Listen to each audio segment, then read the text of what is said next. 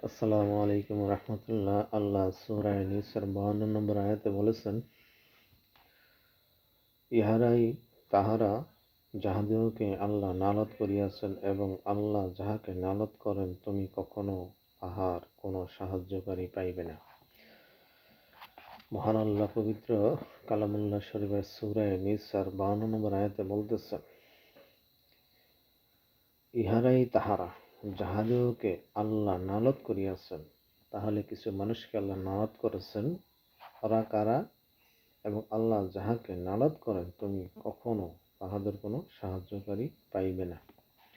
অর্থাৎ আল্লাহ ওই লোকগুলিকে নালত করেছেন যেই মানুষগুলির কোনো সাহায্যকারী খুঁজে পাওয়া যায় না। তাই সবাইকেই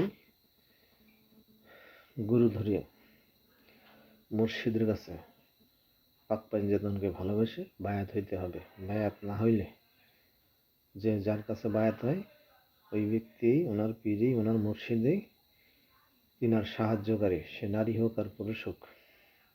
যদি কেউ বায়াত হইতে না পারে তাহলে আল্লাহ বলতেছেন তার কোনো সাহায্যকারী নেই। আসসালামু আলাইকুম রহমতুল্লাহ।